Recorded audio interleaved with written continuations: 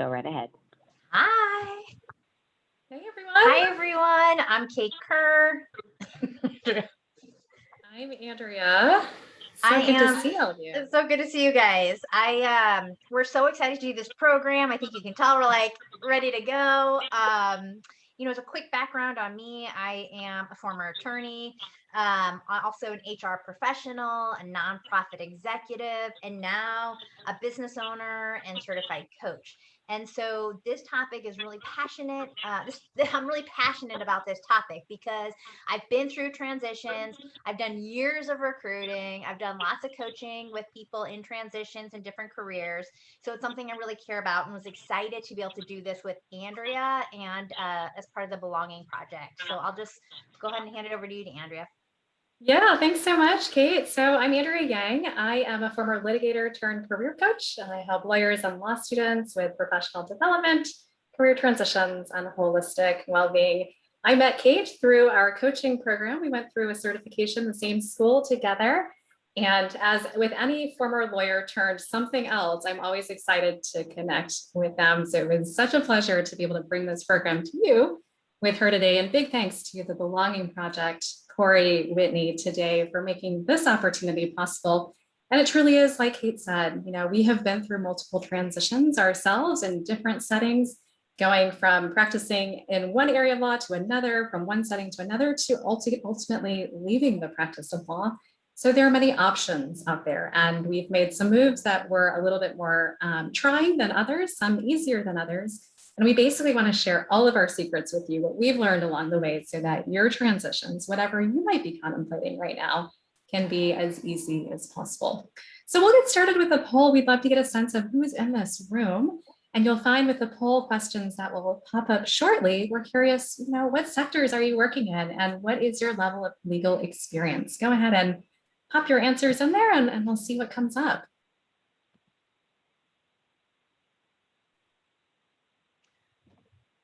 Awesome. It looks like we're getting some, and we've got. Oh, thanks, Cindy. I see you there in the chat.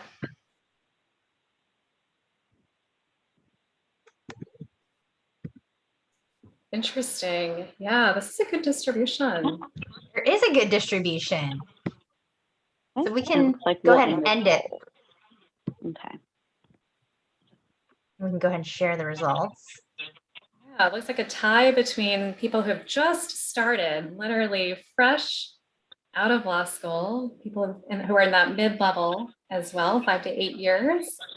And then folks who are in firms. Oh, interesting, split in-house between law firms with the others falling in other categories. Fascinating. Okay, so we'll try to tailor our material today specifically for those levels of experience as well as your sectors too. I guess in terms of the other information that I would share is, this is set up as a webinar. We have a lot of content we can share, but, we were having a conversation before this started, and sometimes just kind of hearing people's stories and talking can also be helpful. So to the extent that you have questions, I would absolutely encourage you to throw them in the chat and we'll try to get them, answered live and in time. And so in terms of that piece, I would actually just ask if you could go ahead and now put in the chat box, what do you want to get out of this program today? We want to make sure that we really customize it for you.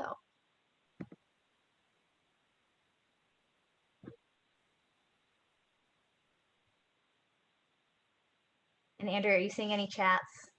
I am not. Actually, it does not come up.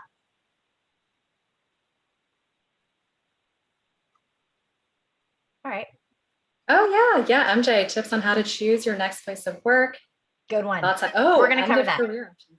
Yes, just made a transition. Curious what I may have missed. Oh yeah, right. What were the other opportunities that were out there? Absolutely. I love that. I love that it really covers the spectrum of beginning to people who are thinking now about, here's my career, now what? Now what? Yeah, absolutely. Well, let's kind of go ahead and get started. This is what we're going to try to cover today, but go ahead and interrupt us with questions in the chat box. We're going to talk a little bit about some tools to kind of be reflective about your career. We're going to talk a little bit about, okay, let's assume you're already in a career search. How can you approach that? How do you prepare for interviews if you're going to do that? And then kind of to that last comment in the chat room, what do you do when you get there? Once you're there, once you made a decision, how do you prepare and start successfully? We're going to talk about mindset, and that's a key piece of integration. Talk a little bit about integration, what you can do, in addition to what the organization provides, belonging, flexibility, and getting started. So that's what we're going to try to cover today. So we're going to start first with the mind map. And a mind map or a career mind map is really pretty simply a visual tool that you can use to organize information. So we didn't have to use it as a mind map, but we're doing this as a way to kind of just give you a tool to have a place to start that reflection. One of the pieces that Andrea and I were talking about in advance of this program is that what are the questions you should start thinking about? It seems so overwhelming sometimes to think about, what should I do? Maybe I don't like what I'm doing. Maybe I do like what I'm doing, but I'm not sure how to get where I want to go. What's a starting place in terms of even thinking about my career? And so a mind map or or journaling or other tools that allow you to kind of put out information and start a process of self-awareness can really help you slow down in your career and reflect on where you are and where you want to go. So why I like this tool is because it builds self-awareness, and I think it helps in three key ways. One is it really kind of helps you just be reflective of what you're doing. What do you like? What do you don't like? The things that you're kind of involved in. And that piece can help you just find joy where you are. And that's also a big piece. Like, there will always be things we don't like in different jobs or particular roles, but really identifying different pieces you can lean into when things are difficult or things you don't like. If you can find that joy, that's a really valuable tool. That's the first reason why I like doing this mind map.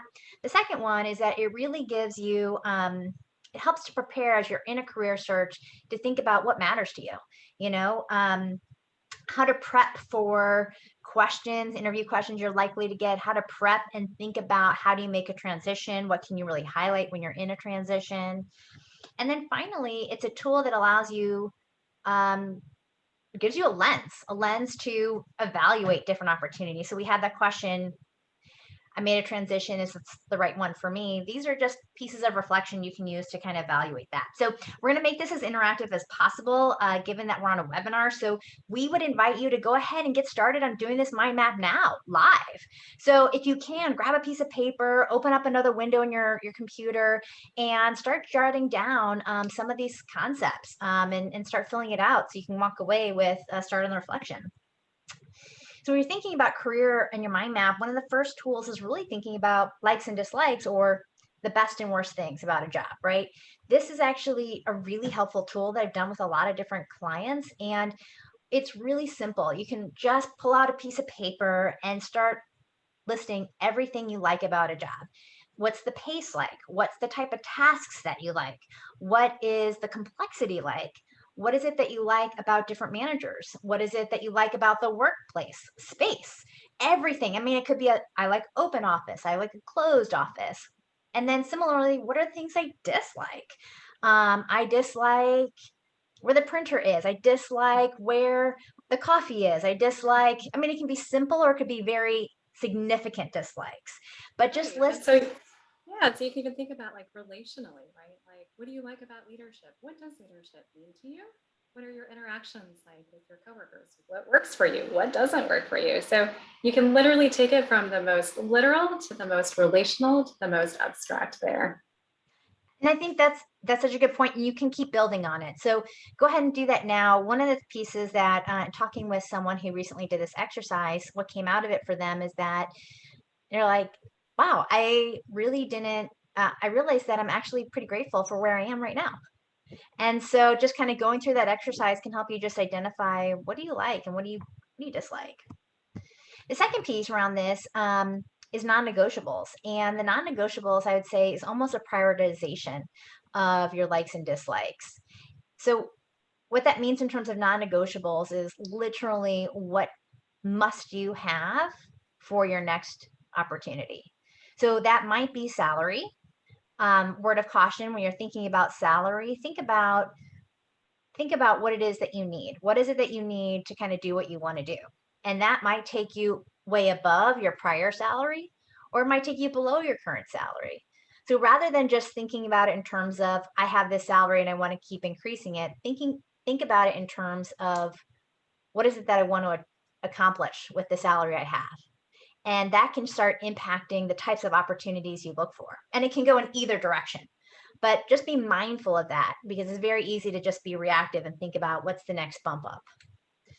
The other piece is, it could be commute. It could be, I need it to be a certain kind of opportunity. It could just be the non-negotiables. I need something right now. And that's okay too, but be really specific. And again, this is something that you'll evaluate over time and throughout your career, and it might shift and change. But it can be a good place for you to recognize, a good tool really quickly to kind of say, this is a lens, this is how my opportunity is good or not.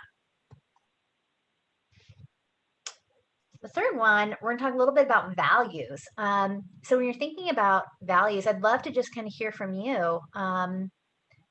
When we think about our personal values in the workplace, what do those look like for you? Go ahead and throw them in the chat.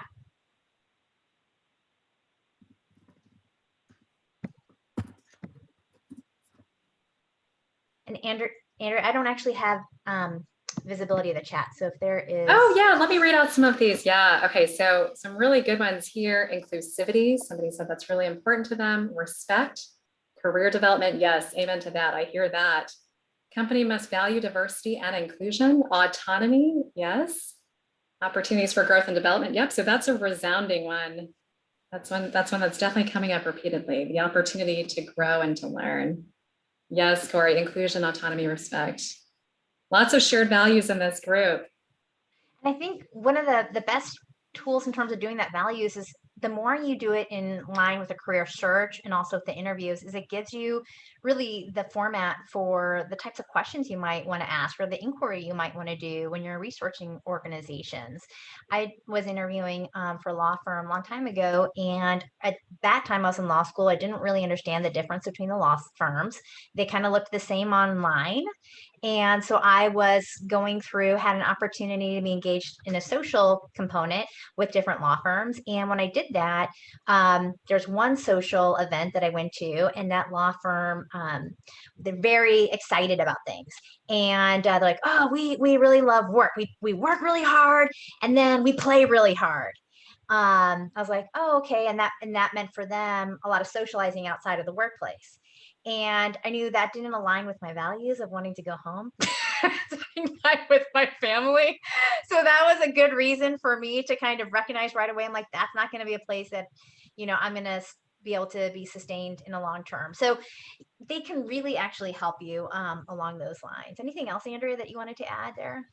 Yeah, absolutely. The beauty of the values exercise is that you get to call the shots on what your values are. You do not have to ask permission from anybody else what you think your values should be, right? And I think sometimes over the course of our professions, there are a lot of values that can be thrown at us, or we're immersed in other people's values. And so it can sometimes be a little tricky to separate what exactly is important to me. How do I want to line up my life around what organizing principles? So you get to call the shots, you get to choose. And the beauty is also that they can change over time.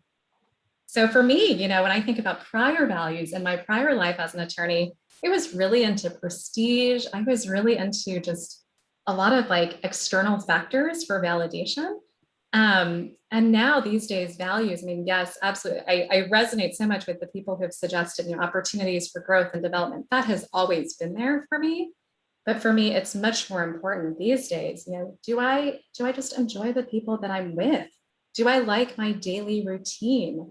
Do I like the environment that I'm in? And I also saw earlier in the chat, this work-life balance, however you define it on that spectrum, it's really important to me. I'm fortunate now to be in a line of work that I really enjoy. And so I don't mind working hard, but previously I was a litigator, right? And I actually hate conflict. I hate tearing people down. It makes me so uncomfortable.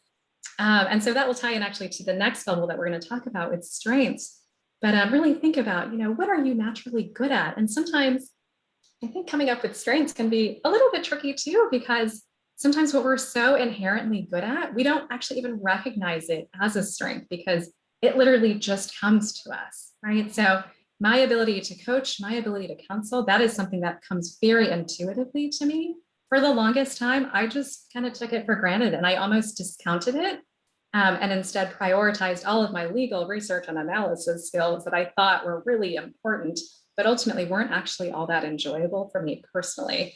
So getting clear on that was actually very helpful. And as I was doing, the values and the strengths exercises, as I was pivoting out of practicing law, and Kate, we've talked about this in different contexts, but there's so many different exercises that you can do. You can ask your friends and family and coworkers if you feel comfortable with them, asking them, what do you see as my strengths? What am I really good at?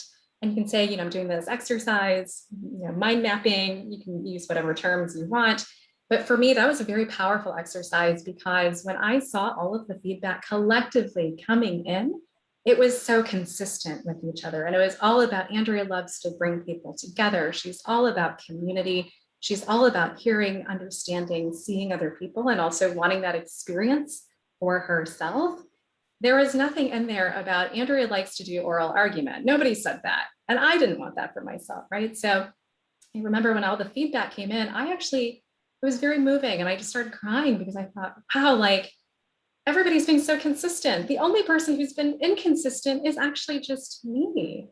And so what would it look like for me to actually just sit down and just acknowledge, this is what I like, this is what I don't like, whether or not it's prestigious or not. Prestige according to whom, right? The only person that actually matters, the voice that actually matters is yours. So you get to call the shots on that.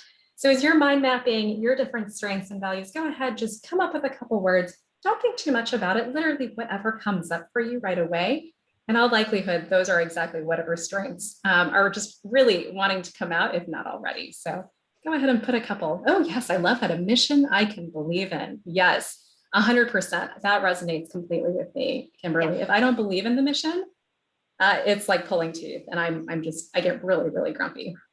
And a couple of things, and kind of what Andrew, what I was hearing you say, which I think is also really important to just discern for yourself, is how your strengths and values line up with your identity, because you're saying there was a conflict of values almost between your achievement value and also your value of bringing people together. And so sometimes when we're in a job and something doesn't feel right, or we feel like we're in conflict, it's actually because our values are in conflict. And so kind of recognizing, well, what are my values? It can help you say, even if I'm not in a position where I can change my job at this time, okay?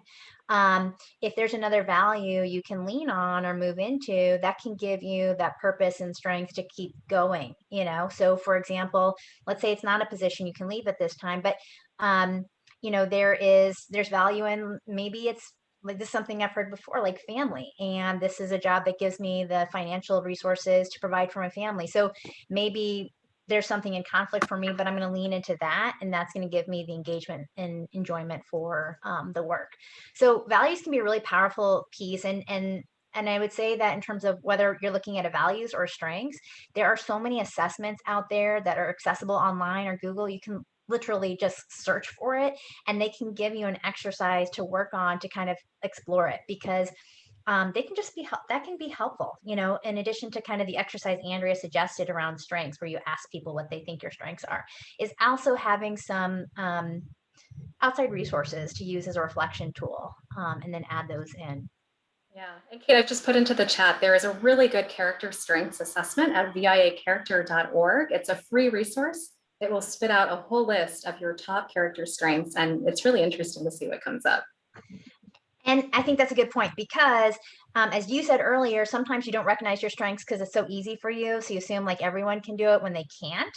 And so that, for example, I took that assessment. It highlighted that curiosity was my number one strength, which I never even thought of as a strength. And number two, you're like, whoa, that's interesting. And how does that impact how I approach careers? So that's really something that can really help you. So the next one is achievements and experiences. And the reason why this is helpful when you're thinking about your past experiences, the work that you've done, it can start giving you a tool to reflect on, have I done what I need to do to get to where I want to go? And if not, what are the gaps? It can also kind of be a really good data resource to think about all the things that you've done, because it's easy to forget it. And it's hard to recognize and celebrate all the things that you have done. So that's a good tool. Like, wow, man, I have learned a lot.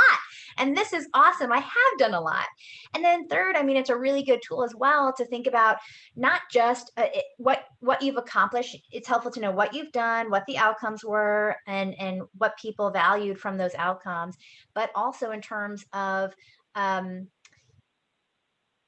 what was it that I did, and how, if I want to make some kind of transition, how can I use what I've done to show how I can do something different or do something else? So one of the tools that we say, we kind of talk about is, this is kind of like your 10-page resume. It's like listing everything somewhere for yourself, so you have it at the ready for you when you want to look at something else or think about a different role or opportunity.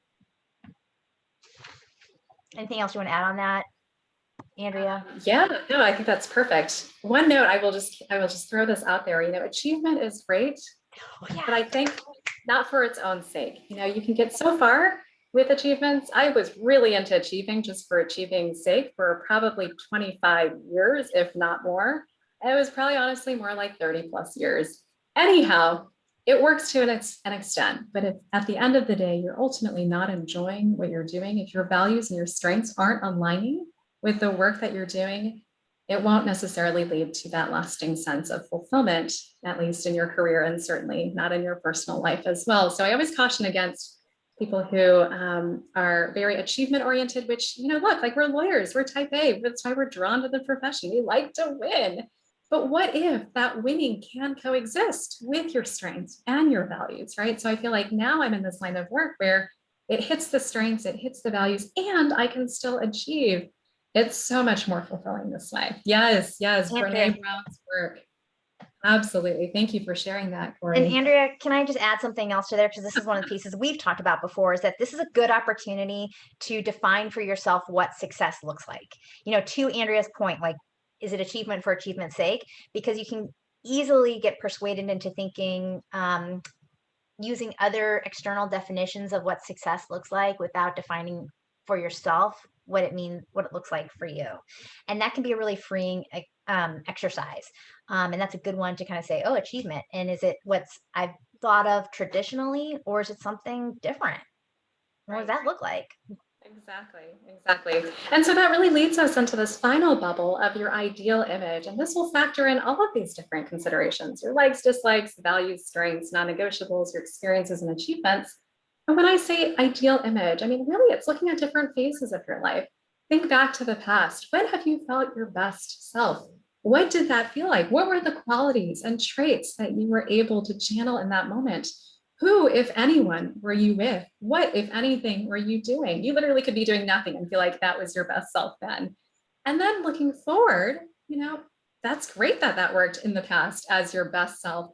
What aspects do you want to harness and carry forward into the future? What, if anything, do you want to tweak or change? Because the beauty of being human is that we're allowed to change. We're going to change. It's inevitable. Literally, if you think about who you were as a newborn and an infant, that's literally like 5 bajillion people ago, right? We've changed so much over the course of time. We're going to continue changing over the course of our lives. So really think about, what are the top qualities that you want to project when you show up every day in your life, in your work, in your personal life? What are the experiences that you want people to have when they are in your company?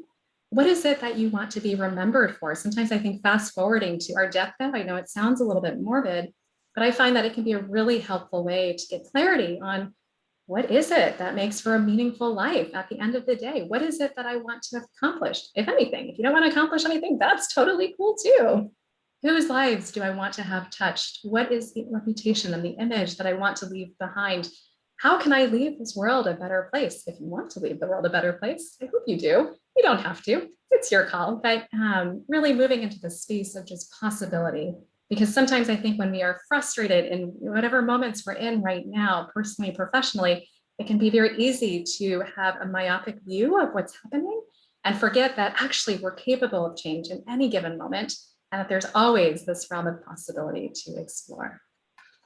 So let's move on. Sorry, Andrew, Oh, can go I add one ahead. more thing? Because I think this is such a good exercise to really spend some time thinking about that vision for yourself. Because and what I would say and what I hear sometimes, like, it just seems like so much to do. And I wouldn't, even if you have this vision about what your career is going to look like, whatever that looks like for you, you don't, and maybe it's different from where you are, or maybe it's in the same path, but it's further down the road, or maybe it's different. But it doesn't all have to happen at once. And so, just kind of having that front of mind and kind of capturing, where do I want to be? What does that look like? That can help you start just moving in that direction. But I just want to put out there, you don't have to do everything at once. Like even this tool, just that's why we want to jot down a couple things as we go, just to start the thought. Absolutely, Kate. I mean, my ideal image of myself has changed even within the last 6 months. So you are allowed to change at any time. We're going to move next into the phase of interviewing. You will, after doing this exercise, hopefully you will get a little bit more clarity around what actual jobs are going to be a good fit for you. You can apply with a little bit more intentionality, and that will hopefully lead to interview settings where you're actually excited about the opportunities that you've applied for.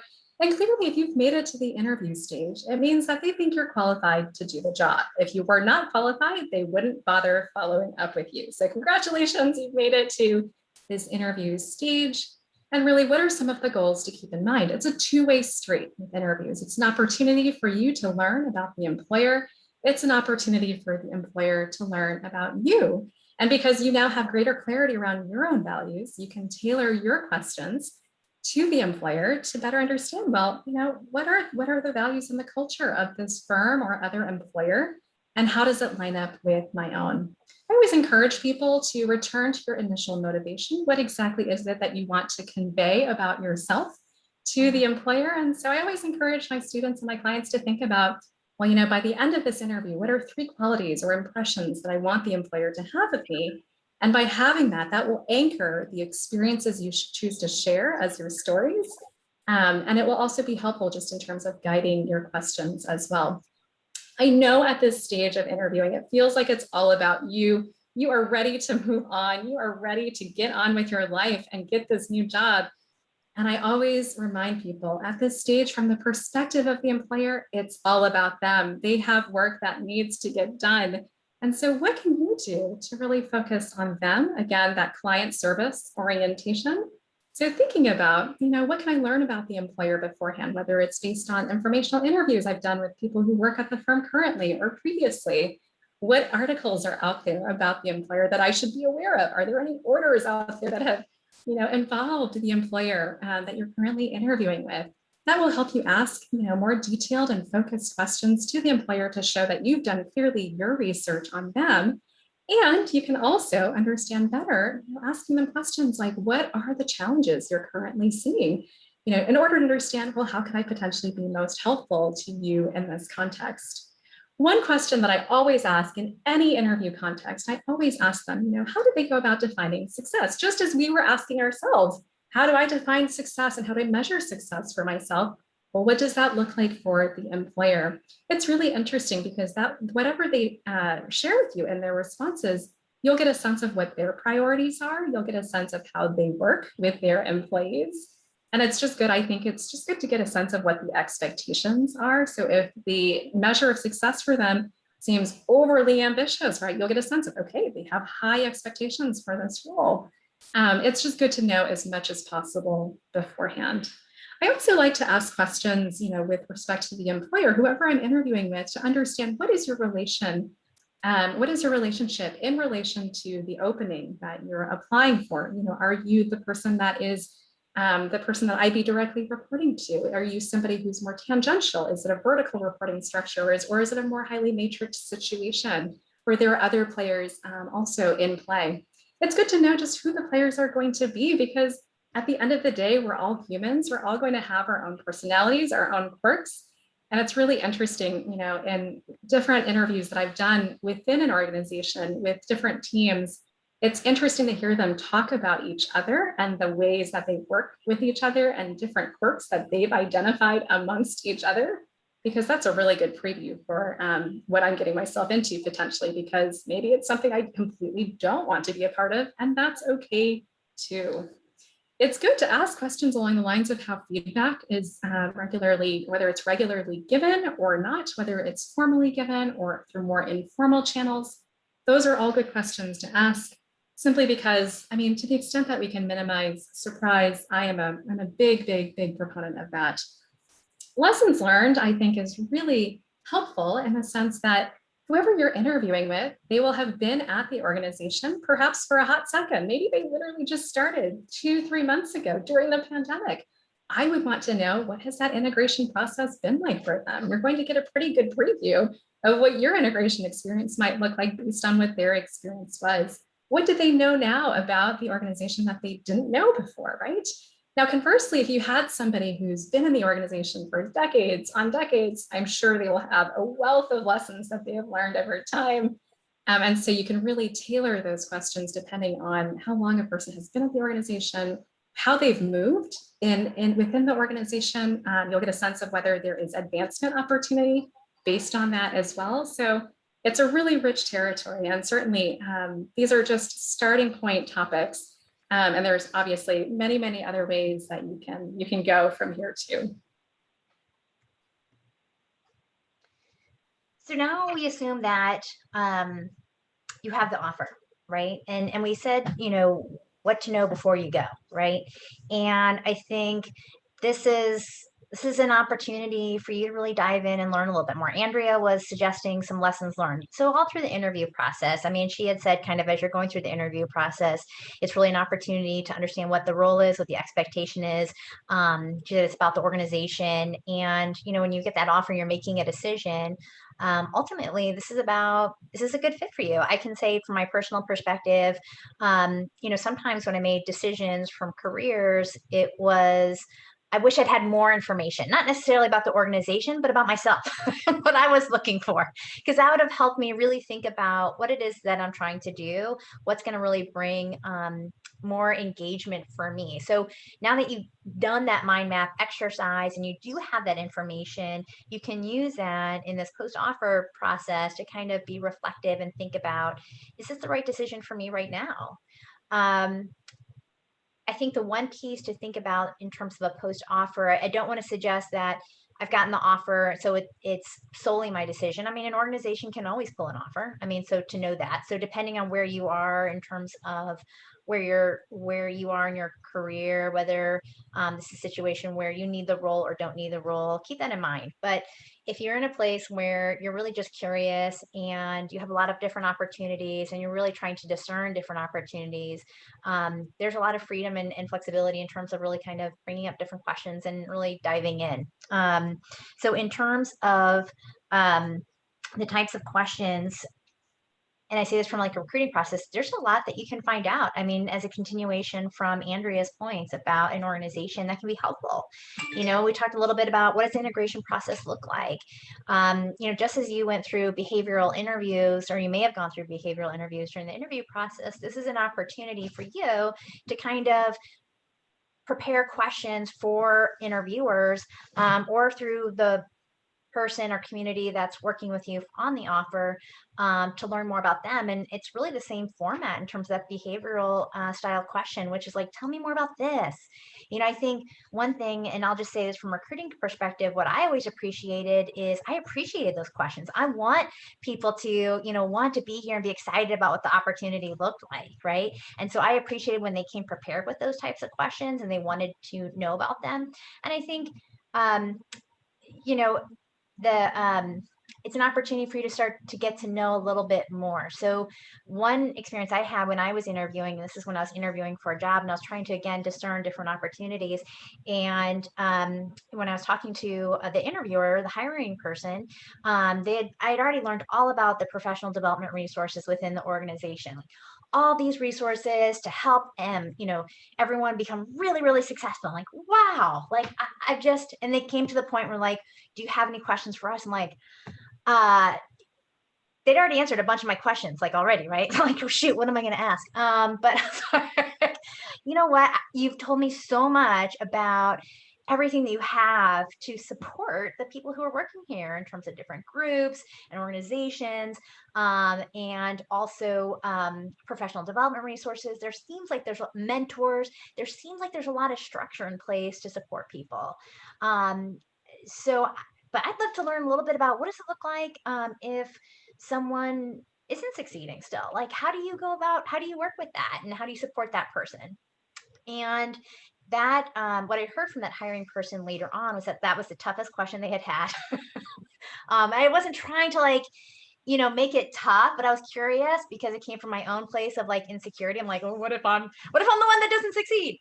I wanted to know what would be the process, but it gave me a lot of insight in terms of how frequently that happened, which helped me understand their hiring and how their hiring looked like, as well as how they deal with difficult and sometimes feedback, and how they deal with big decisions, and how does an organization kind of go about that. So it really can help you understand some of those intangible cultural pieces that you're trying to kind of tease out and understand about an organization. Yeah, and Kate, I'll just add, what I really love about your approach there is that you led with clearly showing that you had done your research on the organization, but also led with a lot of positivity and giving them the benefit of the doubt. Like, wow, look at all these resources that you have available, before moving into the question of, well, what about people who don't succeed? Because it assumes that there are resources in place, rather than just being like, yeah, well, what about the people who don't succeed, right? So it sets the tone, and it's a bit more positive, a little bit more uplifting, and then people are going to be more receptive to sharing because they're like, wow, you think you're doing a great job. And I think that's so important, Andrea. It's really about a conversation. I mean, everyone wants to work in a place that is going to support them, and every time you're hiring, you want to hire people that want to be there and excited about being there, and so I think keeping those pieces in mind are really important. And it doesn't have to be that question. I mean, that was just what came front of mind for me in that moment, but I think you can handle it a different way as well, which is tell me more about a recent success someone's had here, because that's going to tell you a similar amount of types of things. So I think that's pretty much, you can find out about other resources. Anything else you want to add there, Andrea, before we move on? That's great. Okay. All right, let's move into mindset. I know, EJ, you had your question about, can you touch on moving from a toxic environment? And that's going to fit precisely into this slide. Oh, I didn't get that question, Andrea, so let me know, but it's so interesting they just asked about a toxic workplace, because the one point I wanted to remember to bring up about the mind map is when you put your likes and dislikes and your strengths and such, keep thought of your mindset, which I know you're going to talk on when you're completing it, because I've gone through that exercise, and when someone wasn't happy in an organization, all their likes were of things that weren't a part of that organization. And all the dislikes were about that organization, and it missed kind of that whole picture, which is there's a lot more outside of your particular circumstance. Yeah, absolutely. Well, with respect to our mindset, look, our thoughts, our feelings, and our actions, research has shown intimate correlations amongst all of them. The thoughts that we have, they're naturally going to lead to the feelings and emotions that we experience. And whatever emotional state that we're in, that's going to dictate the actions that we're taking. Often in our everyday lives, all of this is just mushed together. So literally there's no gap between all of these. But when we can pause and actually create some space between them, we can actually see how a lot of it actually all in the beginning began with the thoughts. So we're literally creating the realities that we're experiencing in any given moment, which is why it's so important to stay mindful of the thoughts that we're having, because it's literally going to guide the trajectory of the rest of our experience. One thing that I really wanted to touch on here is this idea of perceiving reality for what it is and not overly exaggerating both what we are struggling with and find displeasure with, and also not overly exaggerating what we think is going to be really wonderful about a new opportunity that's hopefully ahead. I think that when we are able to stay in a field of relative neutrality, we're able to parse and discern what is actually happening around us a little bit more objectively. And with that clear-headedness, we can actually make better informed decisions. So we're going to walk you through a couple scenarios to show the relationships between thoughts, feelings, and actions, first in the context of your current situation. So this is going to be where EJ's point comes in really relevant.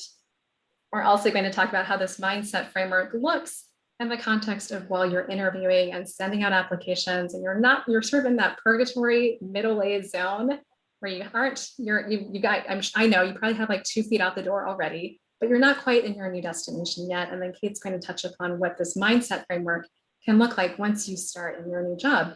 So let's start with your current situation right now. For many of us, we are in situations where perhaps we're thinking about transitions, what comes next, because there's something in the current setting that isn't quite sitting quite right with us. Exactly what that is, it can vary across the board. It's going to be a highly personal determination. And yes, there will be certain environments that frankly are quite toxic, whether it's management, whether it's coworkers, whether it's a lack of opportunity to advance and to grow, whether it's working with people who are really just unkind people. It happens. It happens. These things, however, are all kind of out of our control. And what is actually within our control is how we choose to respond to them. And so I know for some of us in the room, right, like you might be feeling frustrated with whatever is happening right now, and you're thinking about, I have to get out, I have to get out. I always encourage people to pause and to think, well, first of all, any decisions that are coming from a sense of I have to flee is likely not going to be the highest choice that you could be making in your life, because when we are fleeing, we're in that fight or flight zone, we're going to make decisions that are more rash. And we might just end up taking the first opportunity that comes simply because we're like, well, at least it gets me out of here, right? So if we're able to pause, I find it's really helpful to, first of all, focus on what you're learning. At a minimum, you're learning what you dislike about whatever it is that you're struggling with, right? These are valuable lessons. You might be learning something about, what leadership means to you. What is effective leadership? What does that look like? How does that inform your own leadership style if you are in a position to be leading other people as well, and potentially in your new organization?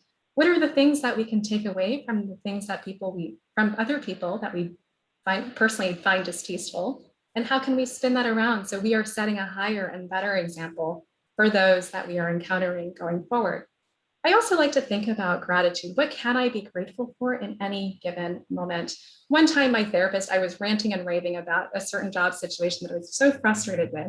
And she asked me this question. She's like, well, Andrea, is there anything you can be grateful for in this moment? And I really wanted to punch her in the face in that moment because I was not quite ready to move into that grateful zone.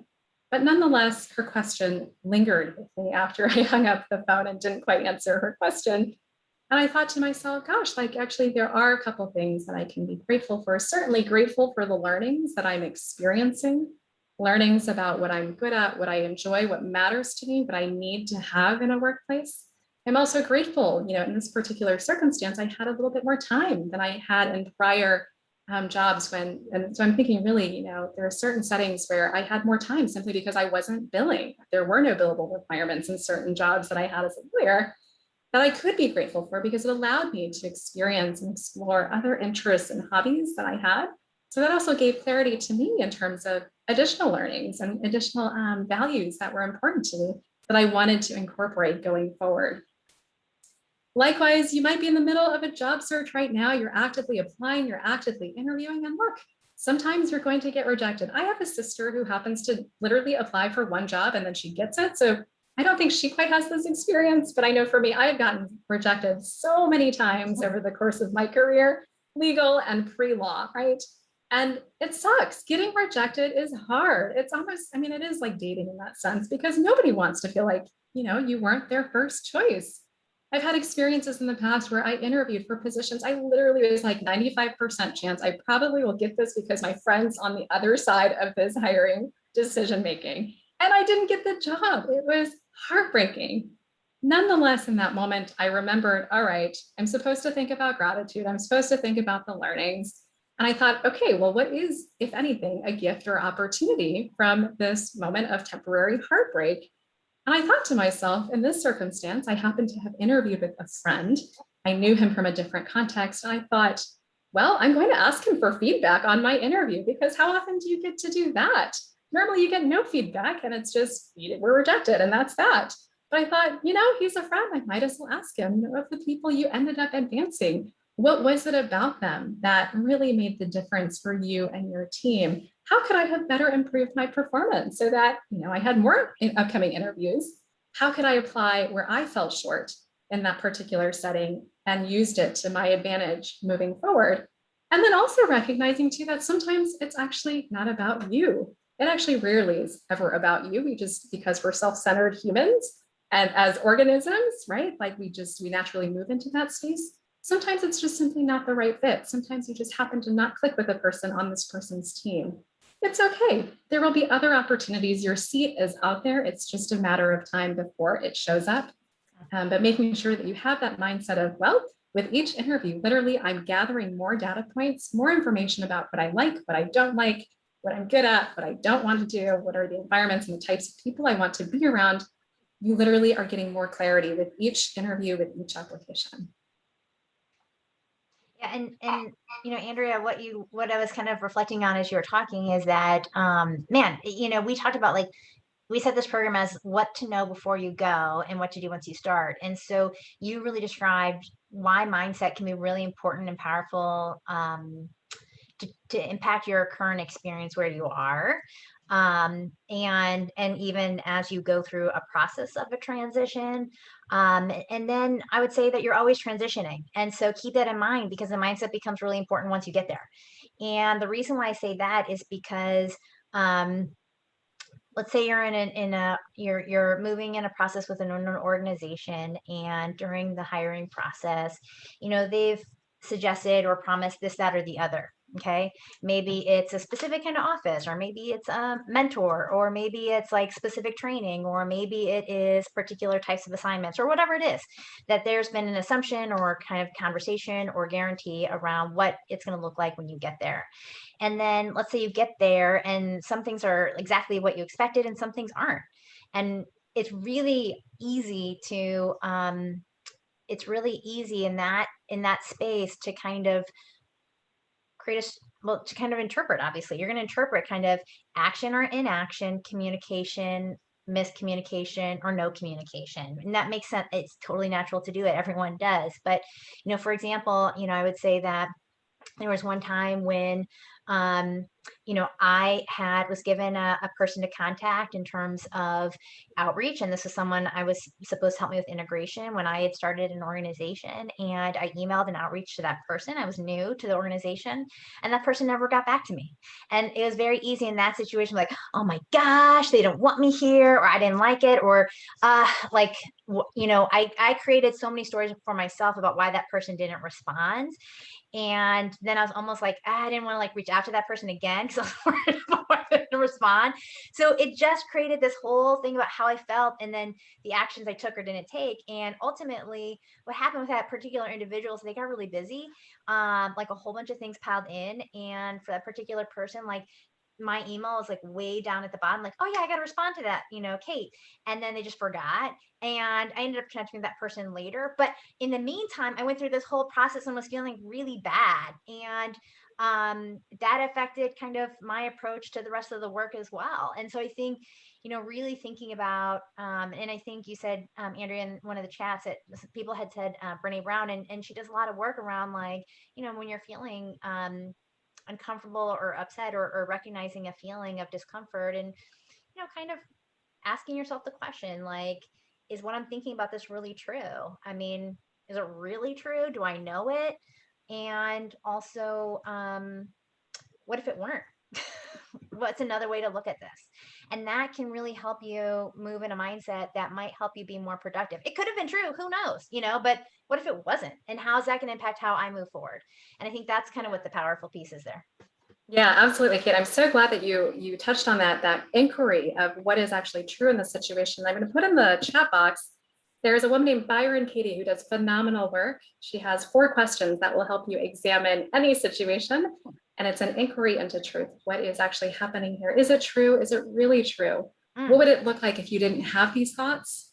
What's the cost of having these thoughts that you're having, right? So we as humans, we are story spinning machines.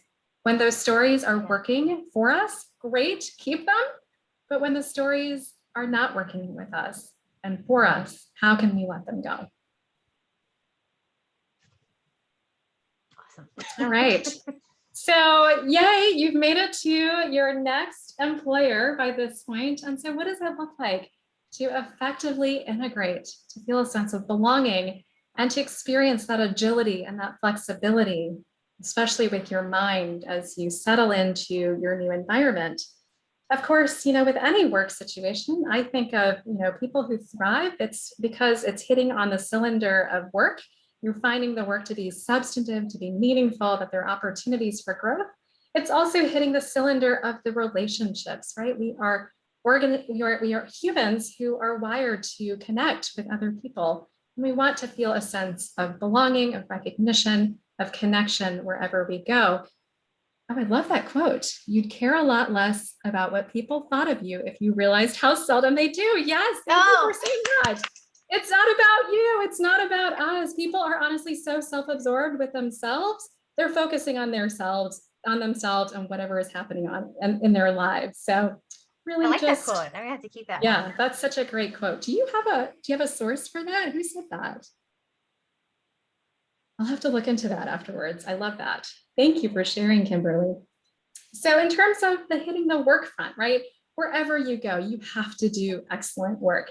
I don't care if you're starting right out as a summer associate or if you are super senior in your career, any assignment that comes your way, especially initially, even if it seems like it's beneath you at that time, do it with grace, do it with enthusiasm, seek some feedback, and that will actually be a nice way for you to connect with your coworkers and send the message that you're open to constructive criticism, you want to learn and you want to grow. Each piece leads to another, and I can't tell you time and time again in different settings that I've worked in, I always start with smaller assignments, especially when you're in that more junior stage, just go with it. Ask how that little piece is fitting into the greater scheme of a case that you're working on. People will appreciate that you're thinking about the bigger picture rather than your little slice of the pie. And before you know it, you will be integrated more fully into the case, doing much more substantive and interesting tasks.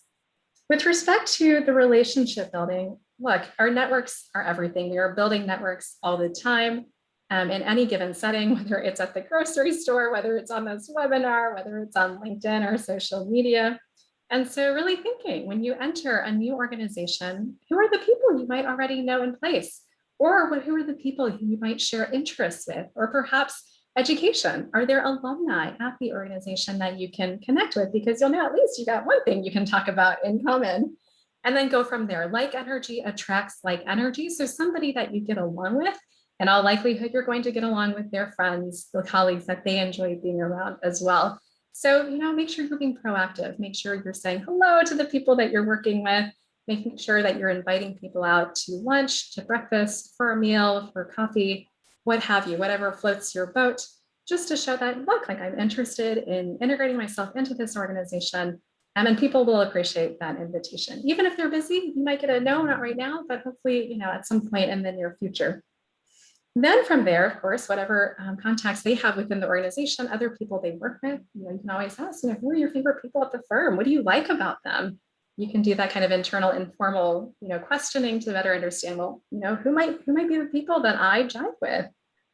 Also think about each interaction, whether it's with staff or attorneys, as equally important. I can't tell you how many times I've seen in different firms where there's this bizarre divide that can happen between staff and attorneys. It seems so arbitrary, but as somebody who grew up with, two immigrant parents who came to the US literally with nothing, I remember early on when I was starting as an attorney, I frankly identified more with staff because they just seemed a lot more middle class and, quote, normal in that whole scheme of things. I really didn't understand and have any contacts in that attorney world. And so also, I would also add that, with respect to the staff have been there at the organization often for a very long time. They have their networks in place. They know everything. They know all the scuttlebutt. They know all of the good news. They know who the good people are to work with. You want to make sure that you're on their good side. And really, this goes without saying, but what does it look like to be a good human? A good human is somebody who is kind, somebody who is gracious, somebody who is curious, somebody who is open, somebody who is generous. Right? So are there opportunities, whether it's in the context of your specific work assignments or just interactions while you're walking around in the hallways? Are there opportunities to express your gratitude? Are there opportunities for you to be helpful to somebody? I think sometimes we underestimate how helpful we can be to somebody. And sometimes that simply means just holding some space for somebody if they're having a bad day. It doesn't always have to be, I want to be helpful because I'm going to provide XYZ research assignment for whatever case that you're on. literally, it can be small graces like that, little ways that we can just show that we care, we see you, and we want you to be here. All right, a final note, there will be lots of resources wherever you go. Sometimes some places and organizations will have more firm resources and plentiful resources in place, but nonetheless, something in all likelihood will be in place, whether it's, perhaps a business inclusion group, an affinity group, the like. I really encourage you to take advantage of that. And one thing that I always tell people I work with is this idea of it's so important to be proactive.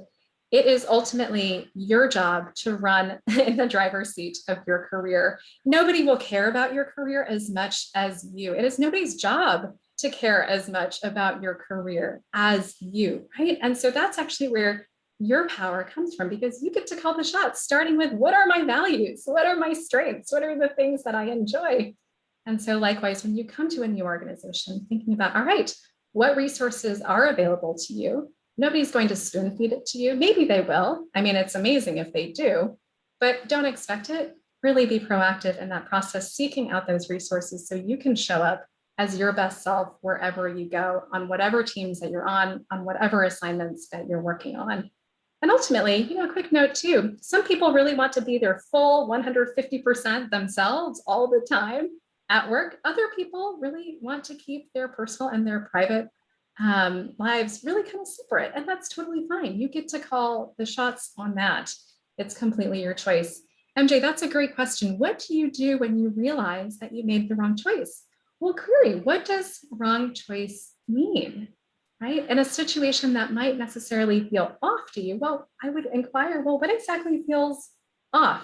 The thing is, you can always choose your mindset in relation to whatever the circumstances are. Again, returning to the lessons that you are learning about yourself, about the situation, focusing on any gratitude that you might be able to grasp from that situation, and realizing that you can always pivot. You are not stuck anywhere. Literally, nobody is forcing you to work anywhere, I think, in most circumstances, right?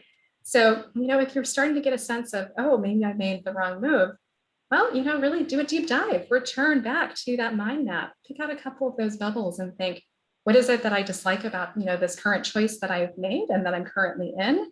What is it that I perhaps do like or want more of in whatever comes next? But really, I think to give yourself some grace to that, actually, maybe it's not even a wrong choice. Maybe it's exactly the choice that you needed to make in order to make your next pivot. So I think sometimes it can be, and I'm certainly guilty of it myself, it can be really easy to fall into the space of judgment, judgment of self, judgment of the circumstances, judgment of others, and instead thinking, well, what are the takeaways? What are the lessons that we can focus on here? You are always at choice. And sometimes you just need the time to give yourself the space to be ready for that. I'm going to spend just 30 seconds on this because I want to make sure if anyone else wants to ask questions. And I see that we have Corey here as well. And I think Whitney mentioned that Corey was going to pop in and say hello as well. So I want to make sure we have opportunity for that. But when you're thinking about getting started, I think, and Andrea alluded to this and kind of talked a little bit about this, is really think about who are the stakeholders in terms of, if I've already defined what success looks like for me, and I already know what I want to do, where I am, whether it's where I am or somewhere else, it's really thinking about who are the stakeholders that should be aware of what I'm trying to do and who can help me get there. And I would say go broad on that. It could be a peer, could be a colleague, and even if you're in an organization, as Andrea was saying, it's everyone in the organization. Be holistic in your thinking, and think about, who do I want to reach out to? Why would they want to know what I'm trying to do? Kind of what's in it for them. And also, maybe it's just advice, or maybe it's ideas, or maybe it's something else. And so really think about that. If you're starting in an organization, think about that. Think about how you want to communicate about your brand, as kind of Andrea talked about, craft that messaging. Plan some goals, and then think about your short and long-term wins that you can kind of communicate. So I'm going to pause. I'm going to stop right there. Hi, Corey. I didn't know if you wanted to say hello. No, okay. Then I would go ahead and open it up. If there are questions, we have a few seconds. Also, we have contact information. You're happy to reach out to either one of us if that's helpful. Always happy to kind of talk offline, but want to respect people's time, and it looks like we're at the hour. Are you getting any questions, Andrea? You know, there was an earlier question that I wanted to make sure we hit. Somebody was curious about thoughts on end of career options, boards, etc. End of career options. What was the last part? Like boards to serve boards. on.